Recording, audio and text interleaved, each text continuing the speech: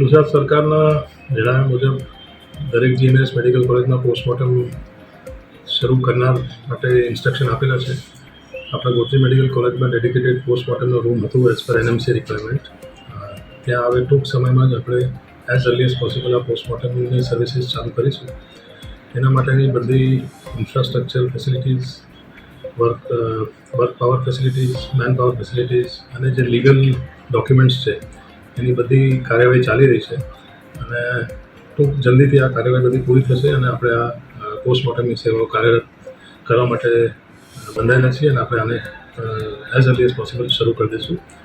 અને એનું ઓફિશિયલી જાણ કરીને પોલીસ કમિશનરની પરમિશન લઈને અને જે બી લીગલ મેટર્સ ઇન્વોલ્વ થશે એ બધું ઇન્વોલ્વ કરીને આપણે આખું એક ટીમ વર્કની જેમ police department and forensic department of GMS medical college પોસ્ટમોર્ટમના કાર્યને આગળ વધારશે.